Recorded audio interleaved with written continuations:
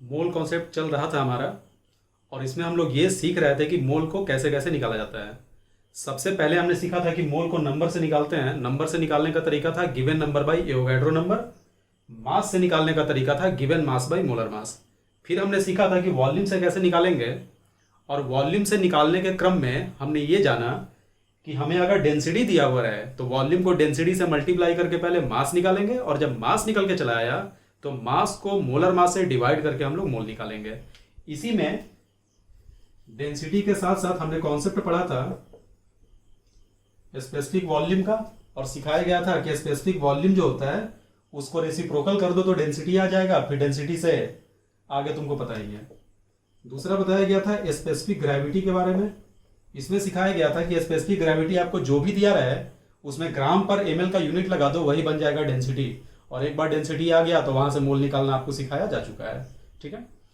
साथ साथ ये भी आया था कि पानी का डेंसिटी अगर सवाल में दिया ना रहे तो हम लोग 1 ग्राम पर एमएल के बराबर लेते हैं। ठीक है। तो ये अब तक की पढ़ाई थी बच्चों। इसी में हम लोग वॉल्यूम में ही हम लोग आगे पढ़ने जा रहे हैं। यहां से तुम्हारा क्लास शुरू होता है। फ्रॉम वॉल्यूम का ए पार्ट हो गया था, density is given, specific volume, specific gravity. उसी का बी पार्ट में लिखना फॉर एन आइडियल गैस, है ना। आइडियल गैस के लिए हम मोल कैसे निकालते हैं, तो ये बिल्कुल अलग से ही एक टॉपिक है, अच्छा खासा टॉपिक है, बहुत ज्यादा इंपॉर्टेंट है। अभी तुम्हारे लेवल में सवाल में ये लिखा ना रहे कि गैस हमारा आइडियल है, तो भी तुम उसको आइडियल लेकर ही चलोगे। आइडियल क्या होता है, रियल गैस क्या होता है, ये सारी बातें हम लोग पढ़ेंगे गैसियस स्टेट चैप्टर में। अभी बस इतना जानो कि गैस जो होता है ना, वो आइडियल नेचर का होता है। फिलहाल जो भी गैस रहेगा वो आइडियल नेचर का होता है, और जब आइडियल गैस सवाल में तुमको दिया रहे तो वहां से हम लोग मोल कैसे निकालेंगे। ठीक है। तो यहां से शुरू करते हैं हम लोग बी पार्ट, है ना, फॉर एन आइडियल गैस। ठीक है। तो देखो बच्चों, यहां पे एक हम फॉर्मूला लिखने जा रहे हैं। वो फॉर्मूला डिराइव होगा गैसियस स्टेट चैप्टर में। गैस के बारे में जो भी हमें पढ़ना है गैसियस स्टेट चैप्टर में पढ़ना है, लेकिन मोल कॉन्सेप्ट चैप्टर में भी गैस अपीयर होगा और उसका मोल वगैरह हमें निकालना होता है। तो थोड़ा बहुत कॉन्सेप्ट का हमको जरूरत है, उसी की चर्चा हम लोग यहां पे करने जा रहे हैं। ठीक है। तो देखो, एक इक्वेशन हम यहां पे लिखने जा रहे हैं, और तुमको इक्वेशन तो इस्तेमाल करना आता है कि अगर कोई भी इक्वेशन है उसमें एक को छोड़कर बाकी सब कुछ दे दिया तो तुम मैथमेटिकली उसको निकाल तो सकते ही हो। ठीक है। तो सबसे पहले आइडियल गैस में जो इक्वेशन लगता है उस इक्वेशन को हम बोलते हैं आइडियल गैस इक्वेशन। और वो इक्वेशन होता क्या है, उस इक्वेशन का नाम होता है पीवी बराबर एनआरटी। ठीक है। बहुत ही ज्यादा है फिलहाल के लिए इंपॉर्टेंट ये इक्वेशन, इसको रट जाओ अच्छे से। फिलहाल तुमको कुछ नहीं आइडिया कि पी फॉर क्या होता है, वी फॉर क्या होता है, एन क्या है, आर क्या है, टी क्या है, कुछ नहीं पता तुमको। अभी सब कुछ तुमको डिटेल में बताया जाएगा। ठीक है। यहाँ पे एन जो है, एन स्मॉल एन, बस ये तुमको पता है, ये स्मॉल एन हमारा मोल है। अगर हमें पी पता चल जाए, वी पता चल जाए, पता नहीं पी क्या है, पी फॉर पटना है कि क्या है, हमें कुछ आइडिया नहीं है, ये बस पी है फिलहाल, ये वी है, वी जो भी है अगर वो भी हमें मिल जाए, आर मिल जाए, टी मिल जाए, तो क्या तुम मैथमेटिकली एन निकाल सकते हो? बिल्कुल निकाल सकते हो। कहने का मतलब, अगर हम पी, वी, आर और टी के बारे में जानकारी जुटा लें तो इस इक्वेशन से मोल निकालना हमारे लिए कोई बड़ी बात नहीं होगी। ठीक है। तो देखो होता क्या है, यहाँ पे पी क्या है, पी जो है, मान लो ये कमरा है, कमरे में गैस भरा हुआ है, कमरे में गैस भरा हुआ है, तो इस गैस का कोई पार्टिकुलर क्वांटिटी होगा, कोई पार्टिकुलर मोल होगा, तो इसी मोल को हम निकालने जा रहे हैं। हमने मान लिया कि ये जो गैस है कमरे में, ये आइडियल नेचर का है, ये परफेक्ट गैस है। आइडियल गैस का ही दूसरा नाम होता है परफेक्ट गैस।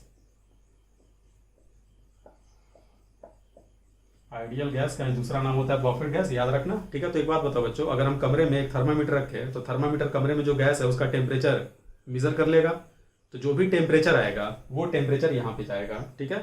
केल्विन स्केल में जाएगा। टेम्परेचर का बहुत सारा स्केल होता है, डिग्री सी, फॉरेनहाइट, केल्विन, तो केल्विन स्केल में जाएगा। आर जो होता है ये कांस्टेंट होता है। कैसा कांस्टेंट होता है बताया जाएगा। वी जो होता है ये वॉल्यूम है, कमरे का वॉल्यूम है। और ये जो पी है, कमरे में गैस जो प्रेशर एक्सर्ट कर रहा है उस प्रेशर को हम बोलते हैं। तो यहां तक आइडिया लग गया। पी क्या है बच्चों, तो पी प्रेशर है।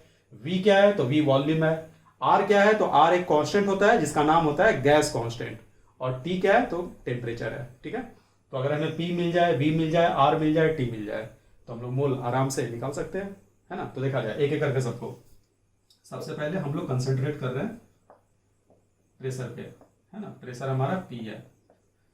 तो एक बात बताओ, प्रेशर तुम कब पढ़े हो? प्रेशर के बारे में कुछ जानकारी है क्या? प्रेशर का फॉर्मूला तुम कहीं पढ़े हो क्या? तो बिल्कुल पढ़े हो। प्रेशर बराबर तुम पढ़े होगे फोर्स बाई एरिया। फिजिक्स में बचपन में पढ़े होगे प्रेशर बराबर फोर्स बाई एरिया। फोर्स का एसआई यूनिट क्या होता है? तो फोर्स का एसआई यूनिट होता है न्यूटन, और एरिया का होता है SI unit metre square. Area का मतलब लेंथ इंटू लेंथ, और लेंथ का एसआई यूनिट मीटर होता है। तो अगर हम प्रेशर का एसआई यूनिट लिखें तो ये हो जाएगा न्यूटन पर मीटर स्क्वायर। क्या हो जाएगा बच्चों? न्यूटन पर मीटर स्क्वायर। और न्यूटन पर मीटर स्क्वायर का ही दूसरा नाम होता है पास्कल, जिसको हम रिप्रेजेंट करते हैं पीएस से। ठीक है, शॉर्टकट में न्यूटन पर मीटर स्क्वायर का ही दूसरा नाम होता है पास्कल।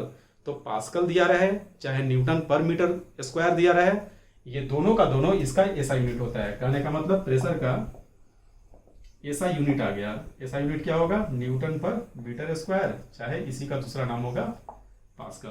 ठीक है बच्चों, यहां तक हो गया। और बताओ, प्रेशर का कोई और भी यूनिट तुमको पता है क्या? पता है। एटमॉस्फेयर का जो प्रेशर होता है, एटमॉस्फेयर का जो प्रेशर होता है वो अलग अलग जगह पे वैरी करता है, लेकिन सवाल में जब नहीं दिया रहता है तो हम लोग सी लेवल पे प्रेशर को मेजर करते हैं, और वहां से हम बोलते हैं कि उस प्रेशर को अगर 1 एटीएम बोल दिया जाए तो उस 1 एटीएम का वैल्यू एसआई यूनिट में भी कुछ ना कुछ होगा। तो प्रेशर का एक यूनिट एटीएम भी होता है। एटीएम का मतलब हो गया एटमॉस्फेरिक प्रेशर। एटीएम का फुल फॉर्म हो गया एटमॉस्फेरिक प्रेशर। और जाहिर सी बात है कि प्रेशर का यूनिट एटीएम है और प्रेशर का ही यूनिट पास्कल है, तो दोनों में कोई ना कोई रिलेशन तो होगा। जैसे मास का यूनिट किलोग्राम है और मास का यूनिट ही ग्राम है, तो दोनों में रिलेशन होता है 1 kg बराबर 1000 ग्राम। उसी प्रकार से प्रेशर का यूनिट पास्कल है और प्रेशर का ही एक दूसरा यूनिट एटीएम है, तो दोनों में जरूर कोई ना कोई रिलेशन होगा। तो वो रिलेशन क्या होता है, रटना अच्छे से, तुरंत के तुरंत अभी रटना। 1 एटीएम बराबर 1.01325 इंटू 10⁵ पास्कल। ठीक है, याद हुआ? 1.01325 इंटू 10⁵ पास्कल। अप्रॉक्स में तुम इसको लगभग 1 बोल सकते हो, क्योंकि 1.01 है तो तुम इसको 1 बोल सकते हो। और अगर ये 1 हो गया तो तुम सीधे बोल सकते हो कि 1 ATM is equal to 10⁵ pascal. लेकिन अप्रॉक्स में, एग्जैक्ट में अगर बोलना है तो 1.01325 इंटू 10⁵ पास्कल। ठीक है बच्चों, और सुनो, एक और यूनिट होता है प्रेशर का। प्रेशर का एक और यूनिट होता है बार, BAR, बार, है ना। तो जाहिर सी बात है कि बार और एटीएम में कोई ना कोई रिलेशन होगा। तो 1 एटीएम को अगर बार में तब्दील करोगे तो सेम यही चीज आ जाएगा, है ना। 1.01325 बार। ठीक है, याद हुआ? 1 एटीएम में कितना पास्कल? तो 1.01325 इंटू 10⁵ पास्कल। ठीक है, 1 एटीएम में कितना बार? तो 1.01325 बार। यहां तक याद हो गया अच्छे से। अगर तुमसे पूछा जाए एक बार में कितना पास्कल, अगर तुमसे पूछा जाए कि एक बार में कितना पास्कल, तो तुम बोलोगे 10⁵ पास्कल। कैसे? ये दोनों का दोनों 1 एटीएम के बराबर है, तो ये दोनों आपस में इक्वल होगा। इन दोनों को जब इक्वल करोगे तो 1.01325 bar is equal to 1.01325 into 10⁵ pascal. ये दोनों कैंसिल हो जाएगा और बचेगा 1 बार बराबर 10⁵ पास्कल। ठीक है बच्चे, अब देखो एक और बात, अभी जो हम बताने जा रहे हैं ये चीज प्रूफ होगा गैसियस स्टेट चैप्टर में। फिर से बोल रहे हैं, बस अभी हम जानकारी दे रहे हैं। देखो बच्चों, मान लो एक ट्यूब है, ऐसे ऊपर से बंद है, ठीक है, और इस ट्यूब में मरकरी भरा हुआ है। इस ट्यूब में क्या भरा हुआ है? इस ट्यूब में मरकरी भरा हुआ है, Hg लिक्विड, और यहाँ पे वैक्यूम है, इस वाले पोजीशन पे वैक्यूम है। तो बच्चे, हम लोग ये पाते हैं कि ये जो ऊंचाई देख रहे हो, ये जो हाइट देख रहे हो, अगर ये हाइट 76 सेंटीमीटर होता है, अगर मरकरी का हाइट 76 सेंटीमीटर होता है, चौड़ाई चाहे कुछ भी रहे, चौड़ाई पे डिपेंड नहीं करता है, बहुत चौड़ा हो जाए चाहे पतला हो जाए, उस पर डिपेंड नहीं करता। तो हम ये पाते हैं कि इस पॉइंट पे इस मरकरी कॉलम के द्वारा जो प्रेशर लग रहा होगा वो प्रेशर बराबर होगा 1 एटीएम के, ऐसा हम पाते हैं। कहने का मतलब 1 एटीएम प्रेशर जो है वो 76 सेंटीमीटर ऑफ मरकरी कॉलम के द्वारा एग्जर्ट किए गए प्रेशर के बराबर होता है। ठीक है, तो हम यहाँ पे लिख सकते हैं 1 ATM is equal to 76 centimetre of mercury column. तो देखो ऐसे लिखा जाता है कि 1 ATM बराबर 76 सेंटीमीटर ऑफ मरकरी कॉलम, लेकिन वास्तव में ये लिखा हुआ है pressure exerted by 76 centimetre of mercury column. ये मत सोचना कि प्रेशर का यूनिट ATM हो गया और प्रेशर का यूनिट सेंटीमीटर हो गया। ये सेंटीमीटर प्रेशर का यूनिट नहीं है। 76 सेंटीमीटर मरकरी के द्वारा जो प्रेशर लग रहा होगा, ये तो लेंथ है सिंपली, तो ये लेंथ हमारा प्रेशर नहीं है।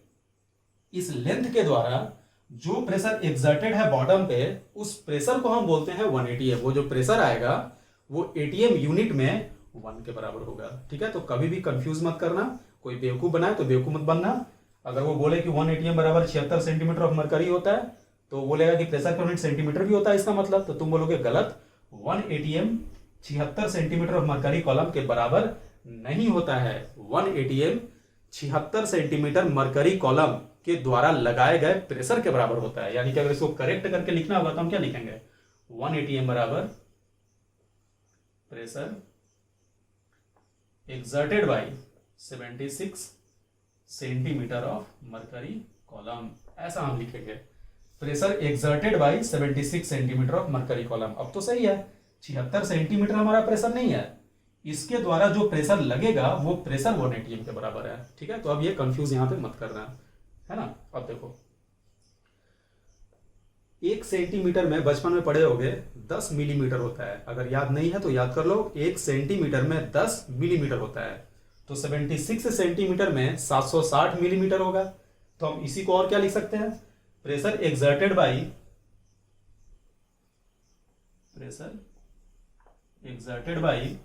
76 सेंटीमीटर को मिलीमीटर में बदल दो, यानी सेम ही चीज हो गया।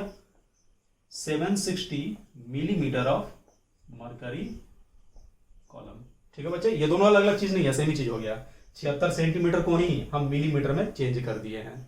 ठीक है, अब देखो इतना लंबा चौड़ा नहीं बोलकर, अब इतना लंबा चौड़ा हमको बोलना है। जब भी बोलना होगा 1 ATM कितने के बराबर, तो तुम बोलोगे pressure exerted by 760 millimetre of mercury column. तो इतना लंबा चौड़ा नहीं बोलकर हम इसी को टॉर बोलते हैं, है ना। ये जो पूरा है इसको हम बोल देंगे टॉर। तो 1 ATM में कितना टॉर, तो तुम बोलोगे 760 टॉर के बराबर होता है, TORR, है ना। यहाँ जगह नहीं है इसलिए अभी हम उधर मिटा के लिखेंगे। फिलहाल तुम इतना नोट कर लो, इसी को अभी हम दोबारा उधर लिखेंगे, नोट कर लो।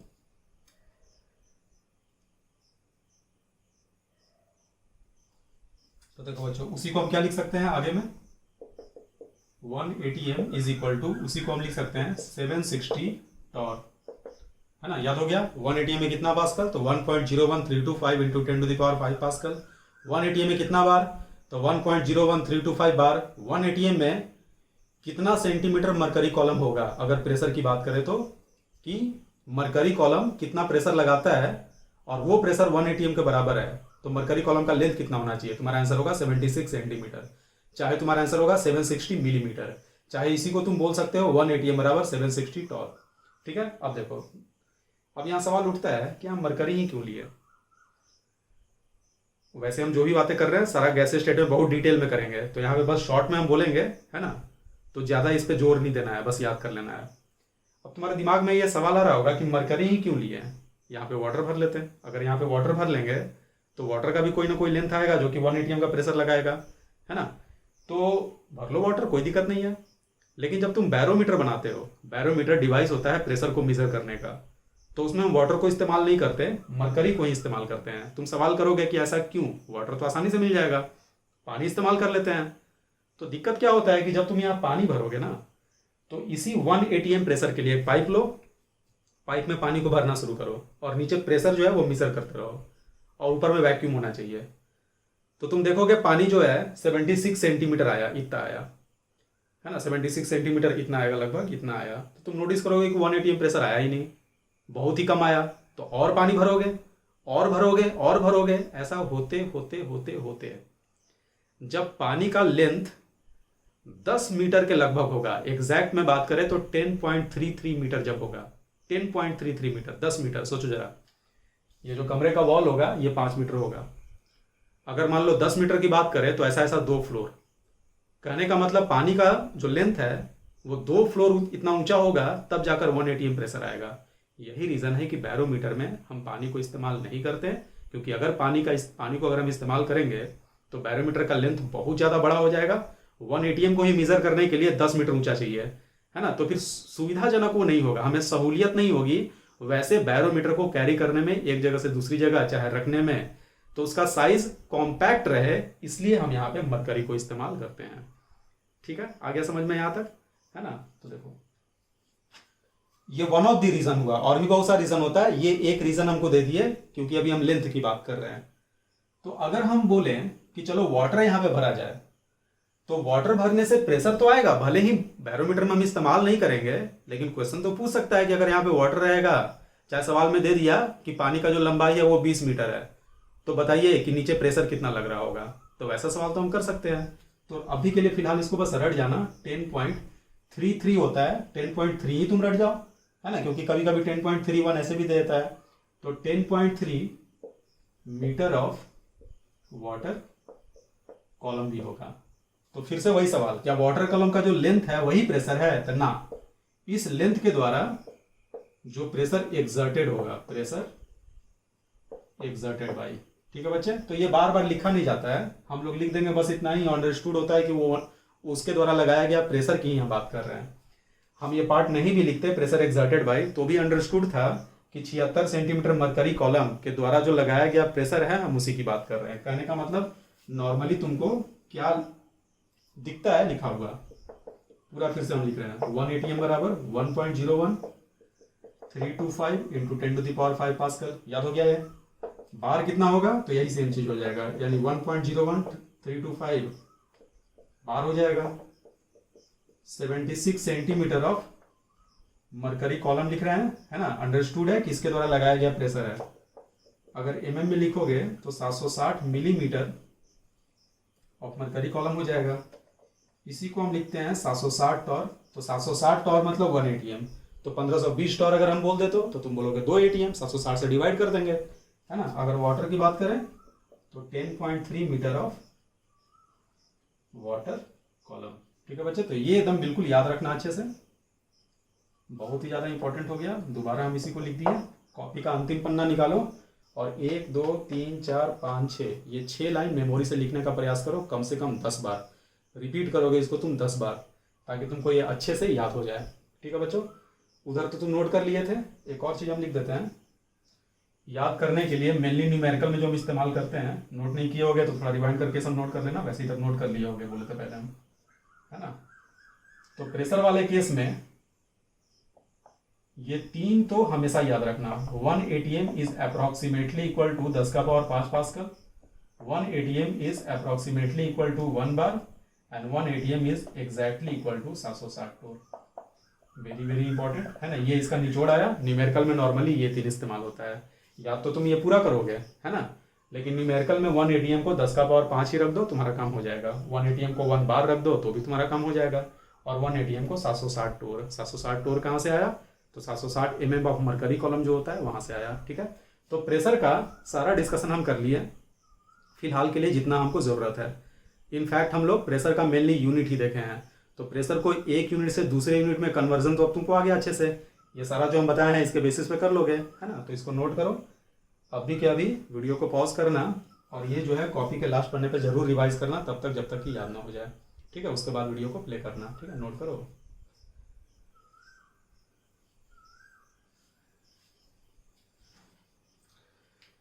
ठीक है बच्चों, तो प्रेशर पे बातें हो गई। अब हम बात करते हैं वी के बारे में। तो वी हमारा क्या है? वी है वॉल्यूम। वॉल्यूम को रिप्रेजेंट कर रहे हैं कैपिटल वी से। अब तुमसे अगर पूछा जाए कि वॉल्यूम का ऐसा यूनिट क्या होता है, तो बहुत सारे बच्चों का आंसर होता है लीटर। लीटर नहीं होता है वॉल्यूम का ऐसा यूनिट। तुम याद करो, तुम वॉल्यूम सबसे पहले तुम कब सुने थे? तो वॉल्यूम तुम 4th 5th क्लास में सुने होगे, क्यूब चाहे क्यूबॉइड का, हिंदी मीडियम से पढ़े होगे तो घन चाहे घनाभ का वॉल्यूम पढ़े होगे। तो उसका वॉल्यूम का फॉर्मूला क्या होता था? L into B into H होता था। Length into length into length, तीनों का तीनों लेंथ है, और लेंथ का ऐसा यूनिट मीटर होता है। तो वॉल्यूम का ऐसा यूनिट क्या होगा? वॉल्यूम जो होता है वो L into B into H, cube चाहे क्यूबॉइड के केस में बहुत सारी चीज का वॉल्यूम हो सकता है, बस यहां से हम रिलेट करके आपको बता रहे हैं।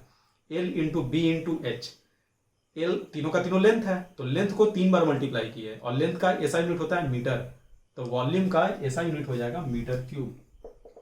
याद रखना, वॉल्यूम का ऐसा यूनिट हो जाएगा मीटर क्यूब। और अगर मीटर क्यूब है यूनिट, तो सेंटीमीटर क्यूब भी होगा, डेसीमीटर क्यूब भी होगा, मिलीमीटर क्यूब भी होगा। लेकिन तुमको साथ साथ ये भी पता है कि वॉल्यूम को तो हम लीटर में भी मेजर करते हैं, 1 लीटर, 2 लीटर, आधा लीटर, ऐसे ही बोलते हैं। तो जाहिर सी बात है ये लेंथ क्यूब और लीटर मिलीलीटर, इनमें कोई ना कोई रिलेशन होता होगा। तो देखो रिलेशन को कैसे डिफाइन किया गया, ये समझना अच्छे से। एक छोटा सा डब्बा इमेजिन करो जिसका लंबाई 1 सेंटीमीटर है, चौड़ाई भी 1 सेंटीमीटर है, और ऊंचाई 1 सेंटीमीटर है। 1 सेंटीमीटर का मतलब कितना, इतना, बस इतना सा 1 सेंटीमीटर। स्केल जो देखते हो 15 सेंटीमीटर का, उसमें है ना पहला जो मेजरमेंट होता है, सबसे छोटा वाला नहीं है ना, जो बड़ा वाला जो मेजरमेंट होता है वो 1 सेंटीमीटर होता है। इंच वाले साइड की बात नहीं कर रहे हैं, सेंटीमीटर वाले साइड की बात कर रहे हैं। तो सेंटीमीटर तो बहुत छोटा लेंथ हो गया, तो 1 सेंटीमीटर लंबा, 1 सेंटीमीटर चौड़ा और 1 सेंटीमीटर ऊंचा, तो एकदम छोटा सा एक डब्बा इमेजिन होगा बच्चों। इस डब्बे में जो भी वॉल्यूम इनक्लोज्ड है, इसी वॉल्यूम को हम बोलते हैं 1 ml। याद रखना अच्छे से, क्या बोले हम, एक छोटा सा डब्बा 1 सेंटीमीटर लंबा, 1 सेंटीमीटर चौड़ा, 1 सेंटीमीटर ऊंचा। इस डब्बे में जितना पानी भरोगे वो पानी 1 ml होगा, जितना दूध भरोगे वो दूध भी 1 ml होगा, जितना घी भरोगे, जितना एयर होगा उसमें, जितना कोई भी मटेरियल होगा, उसको हम 1 ml बोलते हैं। अब तुम बोलोगे कि क्या 1 ml यही होगा, तो ना, इस तरीके से तुमको बस समझा दिए। ये वॉल्यूम सिलेंडर में भी हो सकता है ना, कोन में भी हो सकता है, किसी भी इनक्लोज स्पेस में हो सकता है, लेकिन 1 सेंटीमीटर क्यूब को हम 1 ml बोलेंगे। ये 1 सेंटीमीटर क्यूब है ना, ये 1 सेंटीमीटर का जो क्यूब है, ये वॉल्यूम चाहे सिलेंडर में हो, चाहे कोन में हो, चाहे तुम्हारे कमरे में हो, चाहे माचिस के डिबिया में हो, कहीं भी हो, इसे हम 1 ml बोलेंगे। कहने का मतलब क्या सिखाया आपको, 1 सेंटीमीटर क्यूब जो होता है वो 1 ml के बराबर होता है। 1 सेंटीमीटर क्यूब कोई हम बोल सकते हैं क्यूबिक सेंटीमीटर, और क्यूबिक सेंटीमीटर को शॉर्ट में बोलते हैं सीसी, है ना। क्यूबिक का पहला अल्फाबेट सी है और सेंटीमीटर का भी पहला अल्फाबेट सी है, तो 1 सेंटीमीटर क्यूब का ही दूसरा नाम है 1 cc, है ना। तो 1 cc को भी 1 ml बोलते हैं। याद करो, पिछले क्लास में बताए थे कि डेंसिटी ऑफ वाटर जो हम लेते हैं वो 1 ग्राम पर ml बोलो, चाहे 1 ग्राम पर cc बोलो, दोनों का दोनों सेम चीज होता है, क्योंकि 1 ml जो है वो 1 cc के बराबर होता है। ठीक है, तो एक यूनिट और आ गया हमारा, ऐसा यूनिट तो हो गया मीटर क्यूब, और साथ साथ एक रिलेशन क्या आया, 1 सेंटीमीटर क्यूब चाहे 1 cc बराबर 1 ml। ठीक है बच्चे, ये भी याद हो गया, बहुत इंपॉर्टेंट है। बढ़ते हैं आगे और सुनो। मान लो एक बक्सा है, बड़ा सा बक्सा है। बक्से का लंबाई 1 मीटर है, इतना, चौड़ाई भी 1 मीटर है, यानी यहां से लेकर यहां तक, और इसका ऊंचाई, सॉरी, ये लंबाई हो गया 1 मीटर, 1 मीटर, चौड़ाई भी 1 मीटर और ऊंचाई भी 1 मीटर।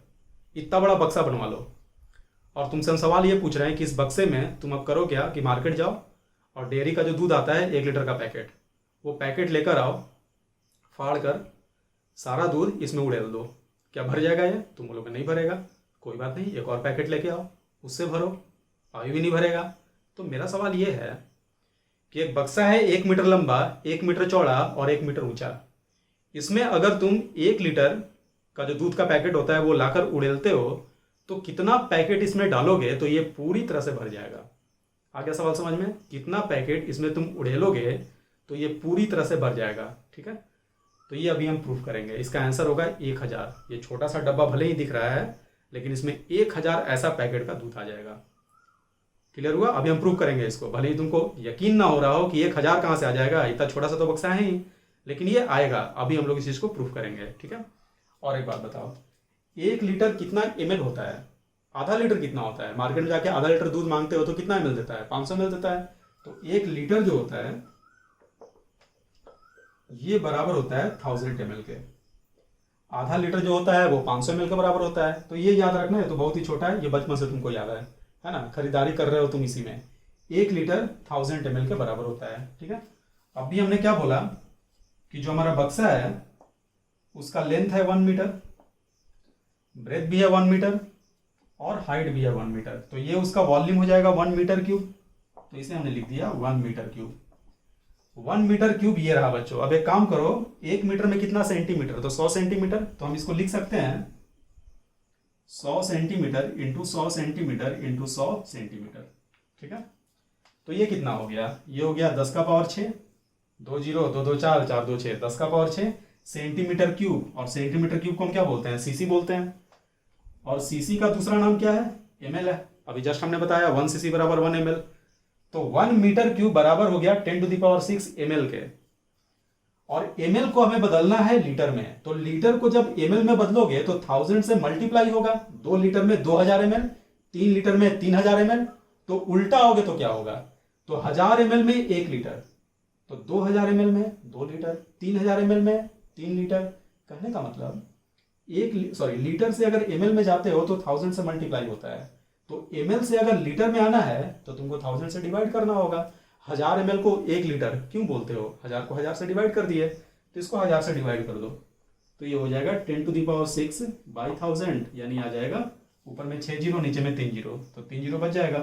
तो 10 का पावर 3 ये लीटर आ गया। कहने का मतलब 1 मीटर क्यूब कितना लीटर हो गया बच्चे, 10 का पावर 3 लीटर, चाहे 1000 लीटर के बराबर हुआ। तो 1 लीटर का अगर पैकेट उसमें उड़ेलोगे तो कितना पैकेट आ जाएगा, 1000 पैकेट आ जाएगा। तो एक और आ गया हमारे पास, 1 metre cube is equal to हो जाएगा 1000 लीटर। ठीक है, क्या क्या याद हुआ, 1 सीसी बराबर 1 एमएल, रटा गया अच्छे से। 1 लीटर में 1000 एमएल पहले से याद था। और 1 मीटर क्यूब, जब भी हम 1 मीटर क्यूब बोलेंगे आपको ये बक्सा इमेजिन होना चाहिए। तुम बोलोगे क्या यही एक बक्सा 1 मीटर क्यूब होगा, तो नहीं, कोई जरूरी नहीं है। हो सकता है कि उसका लंबाई आधा मीटर हो, आधा मीटर है ना, और उसका चौड़ाई 2 मीटर हो जाए और उसका ऊंचाई 1 मीटर हो, तो भी अगर तुम तीनों को मल्टीप्लाई करोगे तो 1 मीटर क्यूब आएगा। वॉल्यूम ओवरऑल 1 मीटर क्यूब आना चाहिए, और वो 1 मीटर क्यूब बराबर किसके होगा, तो 1000 लीटर के बराबर होगा। 3 कन्वर्जन हम लोग को अच्छे से याद हो गया। अब देखो, बहुत बार सवाल में तुमको बेवकूफ बनाने के लिए डेसीमीटर क्यूब देगा, एकदम सीधे सीधे बेवकूफ बनाता है वो। डेसीमीटर क्यूब, डेसीमीटर देख के तुमको डर लग जाएगा कि बचपन में पढ़े थे याद नहीं है, तो बिल्कुल डरने की बात नहीं है। जो डेसीमीटर क्यूब होता है वो लीटर का ही दूसरा नाम है। 1 डेसीमीटर क्यूब बराबर 1 लीटर। अगर सवाल में लिखा है 5 डेसीमीटर क्यूब तो तुम सीधे बोलोगे 5 लीटर है वो। एकदम नहीं डरना, सवाल में जहां डेसीमीटर क्यूब दिखे समझ जाना बेवकूफ बना रहा है, उसको काट के वहां पे लीटर कर देना। समझ गए, याद हो गया। तो ये 4 फॉर्मूला अगर याद रहेगा तो वॉल्यूम के यूनिट में तुम फंसने वाले बिल्कुल भी नहीं हो। ठीक है, ये लास्ट वाला प्रूव कर देते हैं। 1 डेसीमीटर क्यूब 1 लीटर कैसे हुआ, यहाँ प्रूव कर देते हैं, जगह नहीं है, तुम कहीं भी कर लेना। देखो 1 डेसीमीटर क्यूब को हम लिख सकते हैं 1 decimetre into 1 decimetre into 1 decimetre. Deci centi milli बचपन में पढ़े हो गए, डेसी सेंटी मिली। 1 यूनिट में 10 डेसी यूनिट, 1 डेसी यूनिट में 10 सेंटी यूनिट, और 1 सेंटी यूनिट में 10 मिली यूनिट होता है। तो अगर हम डेसी को सेंटी में बदले तो 1 डेसीमीटर में 10 सेंटीमीटर। रट जाओ अच्छे से, 1 डेसीमीटर में 10 सेंटीमीटर, इसे भी हम लिखेंगे 10 सेंटीमीटर, इसे भी हम लिखेंगे 10 सेंटीमीटर। तो 10 गुना 10 गुना 10 कितना हो गया, 1000 हो गया। और ये हो गया सेंटीमीटर क्यूब, और सेंटीमीटर क्यूब को ही हम क्या बोलते हैं, एमएल। तो ये हो जाएगा 1000 एमएल, और 1000 एमएल किसके बराबर होता है, लीटर के, है ना। तो ये हो गया 1 लीटर। 1000 एमएल होता है 1 लीटर के बराबर। देखो तो क्या आ गया, 1 डेसीमीटर क्यूब बराबर 1 लीटर। आप करोगे क्या, ये वाला डेरिवेशन भी खुद से करोगे रफ में, ये वाला भी खुद से करोगे। कैसे किए, 1 डेसीमीटर क्यूब को हम लिख सकते हैं 1 डेसीमीटर क्यूब गुना 1 बहुत सारा चीज लिख सकते हैं, उनमें से एक ये भी है। 1 डेसीमीटर क्यूब गुना 1 डेसीमीटर क्यूब गुना 1 डेसीमीटर क्यूब। 1 डेसीमीटर में 10 सेंटीमीटर, तो 10 सेंटीमीटर गुना 10 सेंटीमीटर गुना 10 सेंटीमीटर। 1000 सीसी हो गया, 1000 सेंटीमीटर क्यूब, यानी 1000 एमएल हो गया। और 1000 एमएल जो होता है वो 1 लीटर होता है। तो ये 4 आपको याद रखना है। क्या है चारों, बोलो फिर से।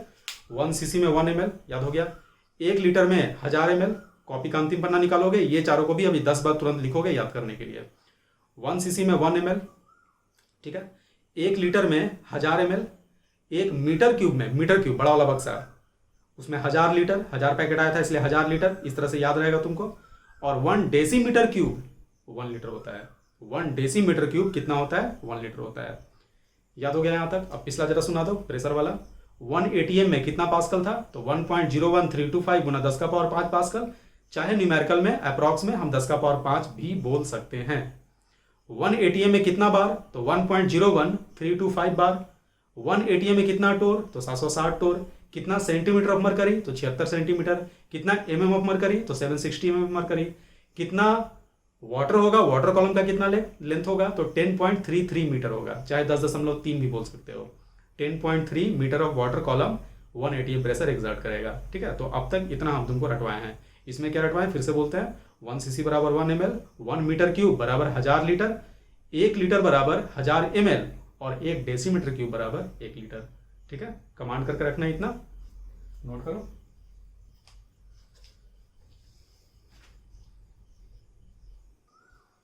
बढ़िया आगे बच्चों, अगला देखा जाए। अगला है आर। आर का नाम होता है गैस कांस्टेंट, चाहे यूनिवर्सल गैस कांस्टेंट इसको बोलते हैं, है ना, और ये कांस्टेंट होता है। तो इसमें कुछ खास नहीं है, बस इसका वैल्यू रट जाना है। ठीक है, तो एक बात बताओ, पीवी बराबर क्या, एनआरटी। यहां से अगर आर बराबर लिखें तो पीवी बाई एनटी। अब प्रेशर का यूनिट जो है, अभी हमने एटीएम एक पढ़ा था, वॉल्यूम का यूनिट लीटर पढ़ा था, है ना। ऐसा ही नहीं है वो, कोई बात नहीं, है ना, लेकिन वो सबसे ज्यादा वाइडली पॉपुलर है, बहुत ज्यादा इस्तेमाल होता है दोनों। एन का यूनिट मोल होगा और टेम्परेचर को केल्विन स्केल पे लेते हैं, है ना। तो आर का यूनिट क्या आएगा, ऊपर में क्या है, लीटर, वॉल्यूम लीटर, एटीएम, और नीचे में मोल और केल्विन। तो इसका यूनिट होगा, आर बराबर होता है लीटर एटीएम पर केल्विन पर मोल। सबसे इंपॉर्टेंट फिलहाल के लिए यही वाला यूनिट है, और इसमें आर का वैल्यू रट जाओ अच्छे से, ये होता है 0.0821, 0.0821 लीटर एटीएम पर केल्विन पर मोल। ठीक है, अब इसका एसआई यूनिट क्या होगा, तो एसआई यूनिट के लिए तुम लीटर को बदल दो मीटर क्यूब में, लीटर को मीटर क्यूब में बदलोगे तो 1000 से डिवाइड हो जाएगा। एटीएम को बदल दो पास्कल में, यानी 1.01325 गुना 10 का पावर 5 पास्कल। तो अगर तुम इसको डिवाइड कर दो 1000 से और मल्टीप्लाई कर दो 1.01325 गुना 10 का पावर 5 पास्कल से, तो रिजल्ट आता है 8.314 जूल में चला जाएगा, है ना। लीटर एटीएम को हम ऐसा यूनिट में जूल भी बोलते हैं। कहने का मतलब लीटर हो गया क्या, मीटर क्यूब, और ये हो गया पास्कल, पास्कल मीटर क्यूब को हम जूल भी बोलते हैं। ठीक है, तो ये सब उतना भी ध्यान नहीं देना है, बस यूनिट रट जाना, जूल पर केल्विन पर मोल। सेकंड वाला यूनिट अभी नहीं भी रटते हो तो भी तुम्हारा काम हो जाएगा, ये पहला वाला यूनिट ही अभी इस्तेमाल होगा। ठीक है, ये हो जाता है एसआई यूनिट। ठीक है बच्चे, अब देखो, जूल एनर्जी का एक और यूनिट होता है कैलोरी, और 1 कैलोरी बराबर होता है 4.18 जूल, चाहे अप्रॉक्स में 4.2 जूल भी बोलते हैं। तो अगर तुम इसको 4.18 से डिवाइड कर दो तो ये आ जाएगा 2 कैलोरी पर केल्विन पर मोल। तीनों का तीनों आगे के चैप्टर में इस्तेमाल होगा थर्मोडायनेमिक्स में, लेकिन बार बार बोल रहे हैं, फिलहाल के लिए तुम्हारा ये इंपॉर्टेंट है, ये याद रखना, पहला वाला 0.0821 लीटर एटीएम पर केल्विन पर मोल। ठीक है, और इसमें कोई खास नहीं है, बस ये याद रखना, तुम्हारा काम हो जाएगा। बढ़ते हैं आगे। अगला कौन सा है, अगला एन है। एन क्या था, नंबर ऑफ मोल्स, जिसको हम स्मॉल एन से दिखाते हैं। इसके बारे में नया पढ़ने का कुछ नहीं है, क्योंकि इसी को तो हमें निकालना है। पहले से क्या पता है, तो पहले से पता है कि मोल बराबर होता है given mass in gram by molar मास, चाहे और क्या होता है, गिवन नंबर बाई ये हो गया नंबर। ठीक है, हो गया इतना, नोट कर लो इसको। और सबसे लास्ट है टेम्परेचर, लिखा जाए टेम्परेचर, कैपिटल टी से रिप्रेजेंट करते हैं, है ना। नीचे लिखना line, temperature is always used eight kelvin scale, है ना। टेम्परेचर हमेशा हम केल्विन स्केल पे यूज करते हैं, नॉर्मली तुमको डिग्री सी में दिया रहता है।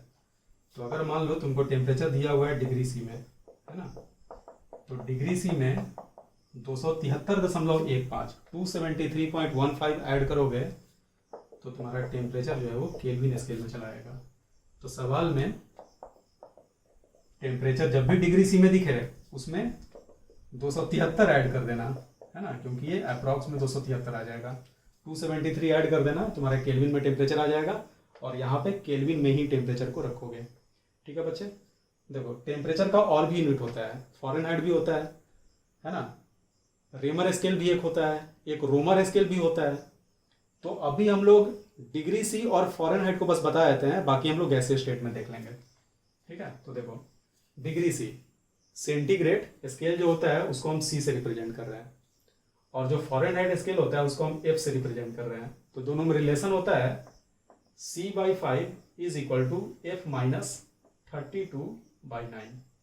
ठीक है, ये रिलेशन होता है C/5 is equal to F minus 32/9। मान लो तुमको बोल रहा है कि 27 डिग्री सी टेम्परेचर है, इसको फॉरेनहाइट में चेंज करो, तो तुम यहाँ पे 27 लिख दोगे और इसको सॉल्व करके F निकाल लोगे। F जो भी निकल कर आएगा वो फॉरेनहाइट में आएगा। ठीक है, रेमर स्केल जो होता है वो भी अगर यहाँ पे इक्वेट करना चाहो, वैसे अब इस्तेमाल नहीं होता है ये, अभी सेंटीग्रेड फॉरेनहाइट इस्तेमाल होता है और न्यूमेरिकल में केल्विन इस्तेमाल होता है। ठीक है, R/4 तुम चाहो तो लिख सकते हो, है ना। तो ये 3 हो गया जिसमें ये दोनों हमारा इंपॉर्टेंट है। ठीक है, नोट कर लो, फिर से एक बार बोल दे रहे हैं। ये जो है ये होता है REAUMUR, है ना, ये रोमर स्केल है। ये रोमर नहीं है, ROMER नहीं है, ये दूसरा होता है, ये दूसरा स्केल होता है, हम इसकी बात नहीं कर रहे हैं। ठीक है, गूगल पे सर्च करके देखना, ये अलग होता है, हम बात कर रहे हैं रोमर की, REAUMUR, ये वाला स्केल। तो वैसे भी हमारा इंपॉर्टेंट यही दोनों है, बस ये दोनों याद रखोगे, वो भी फिलहाल याद नहीं करना है, ऐसा बाद में भी आएगा। फिलहाल तुमको बस इतना याद रखना है कि डिग्री सी में टेम्परेचर अगर दिया तो उसमें हम 273.15 चाहे अप्रॉक्स में 273 ऐड कर देंगे तो टेम्परेचर हमारा केल्विन स्केल में चला जाएगा। ठीक है, नोट कर लो। चलो बच्चों, तो सारी बातें हो गई, एक सवाल बस हम करा रहे हैं, बहुत ही सिंपल सा। ठीक है, लिखो, calculate number of moles present in a gas. कुछ नहीं दिया हुआ है, आइडियल गैस मान के चलेंगे, ये फॉर्मूला लग जाएगा। Calculate number of moles present in a gas at 227 degree C. Temperature दे दिया, डिग्री सी में टेम्परेचर होता है 227 degree C and 1520 torr pressure. Pressure दे दिया 1520 टोर। ठीक है, कॉमा देकर if gas occupies volume 8.21 litre. Gas जो है 8.21 लीटर वॉल्यूम ऑक्युपाई करता है। तो बताइए इसमें मोल कितना होगा, ये हमारा सवाल है। सॉल्व किया जाए, तो जब मोल निकालोगे तो पीवी बराबर क्या है, पीवी बराबर है NRT, तो N बराबर क्या होगा, पीवी अपॉन RT। N बराबर आ गया पीवी अपॉन RT। प्रेशर कितना है बच्चे, तो प्रेशर दिया हुआ है 1520 टोर, तो 1520 टोर को ATM में बदलोगे तो 760 से डिवाइड करेंगे, 760 से डिवाइड किए, आ गया 2 ATM। उसी प्रकार से वॉल्यूम कितना है, सॉरी लीटर नहीं, एक काम करते हैं इसको मीटर क्यूब कर देते हैं, है ना। वॉल्यूम कर दिया हमने मीटर क्यूब में, ताकि तुमको यूनिट चेंज करना पड़े। ठीक है, अब देखो हम इसको ATM में क्यों चेंज किए, तुम बोलोगे ATM में आप क्यों चेंज कर रहे हैं, टोर में ही काम कर लेते हैं। तो उसका रीजन हमारा R है, उसका रीजन हमारा R है। R का तुमको कौन सा वैल्यू इस्तेमाल करना है, R का वैल्यू है 0.0821 लीटर ATM पर केल्विन पर मोल, ये वाला वैल्यू हमको इस्तेमाल करना है। अगर R को तुम लीटर ATM पर केल्विन पर मोल में इस्तेमाल कर रहे हो तो तुमको वॉल्यूम रखना होगा लीटर में, प्रेशर रखना होगा ATM में, टेम्परेचर रखना होगा केल्विन में, और मोल को रखना होगा, सॉरी मोल जो है वो तो मोल में निकल के ही आएगा। यही रीजन है कि प्रेशर हमारा टॉर में था और उसको हमने ATM में चेंज किया है। अब बताओ इस यूनिट को देखकर वॉल्यूम को किस में लेकर जाएंगे, तो वॉल्यूम को तुम लीटर में लेकर जाओगे, लीटर में। तो वॉल्यूम को लीटर में ले जाओ, कितना दिया हुआ है 8.21 मीटर क्यूब, लीटर में चेंज करोगे तो बताए थे कि 1 मीटर क्यूब में 1000 लीटर होता है, तो इसको 1000 से मल्टीप्लाई कर दो, है ना। 1000 से हमने मल्टीप्लाई कर दिया, आ गया 8.21 इंटू 1000 लीटर। डन यहाँ तक। टेम्परेचर, टेम्परेचर कितना दिया हुआ है 227 डिग्री सी, लेकिन टेम्परेचर ऑलवेज किस में लेते हैं, केल्विन स्केल पे। तो 227 डिग्री सी में हम 273 ऐड कर देंगे केल्विन में चेंज करने के लिए, 273 ऐड कर दोगे, ये हो जाएगा 500 केल्विन। हो गया, अब सारा वैल्यू इसमें पुट कर दो। प्रेशर कितना आया 2 ATM, वॉल्यूम कितना आया 8.21 इंटू 1000 लीटर, R का वैल्यू कितना आया 0.0821 और टेम्परेचर आ गया 500 के बराबर। ठीक है, यहाँ से सॉल्व करोगे तो आपका मोल निकल के चला आएगा, है ना। तो तुमको बेसिक आइडिया हो गया। आज के क्लास में तुम क्या सीखे? आज के क्लास में तुम पीवी बराबर एनआरटी इक्वेशन में कौन कौन सा टर्म है, उन टर्म का मीनिंग क्या होता है, और सारा यूनिट कन्वर्जन तुम देख लिए। बहुत इंपॉर्टेंट क्लास है, इसको हल्के में मत लेना। तुम सोचना कि तुम सोचोगे कि बस एक फॉर्मूला ही तो बताए हैं, तो ऐसा नहीं है। यूनिट कन्वर्जन जो है उसमें बच्चा लोग बहुत गलती करता है, तो उसको अच्छे से रटोगे। अगले क्लास में हम लोग केवल सवाल करेंगे, केवल इस पर सवाल ही करेंगे, केवल सवाल करेंगे, और उसमें यूनिट कन्वर्जन खूब इस्तेमाल होगा। और हमेशा याद रखना, केवल यही वाला हम लोग इस्तेमाल करेंगे, ऐसा यूनिट वाला इस्तेमाल नहीं करेंगे, है ना। ऐसा वाला क्यों नहीं इस्तेमाल करेंगे? क्योंकि इसमें काम करना आसान होता है। नॉर्मली प्रेशर हमारा एटीएम में दिया रहता है, वॉल्यूम हमारा लीटर में दिया रहता है। अगर प्रेशर एटीएम में दे के वॉल्यूम पूछ रहा है तो वॉल्यूम लीटर में निकल के आएगा। अगर वॉल्यूम लीटर में दे के प्रेशर पूछ रहा है तो प्रेशर एटीएम में निकल के आएगा। ठीक है, तो सारी बातें होंगी अगले क्लास में। बिल्कुल एक बेसिक फॉर्मूला हम लिए हैं, है ना, सॉरी, बिल्कुल बेसिक एक सवाल लिए हैं ताकि तुमको फॉर्मूले को इस्तेमाल करना बस आ जाए। ठीक है बच्चे, तो अच्छे से कमांड रखना इस क्लास पे। यूनिट कन्वर्जन में कोई गड़बड़ नहीं होना चाहिए। सवाल जब भी करोगे तो थियरी का कॉपी देख कर नहीं करोगे कि यूनिट हम देख लेते हैं, अभी याद नहीं है तो याद करिए उसको, चाहे कितना भी समय लगे। अगले क्लास में आपको अच्छे से सारा का सारा यूनिट याद हो जाना चाहिए बढ़िया से, और तब जाकर हम लोग सवाल अटेंड करेंगे। ठीक है, तो मिलते हैं अगले क्लास में।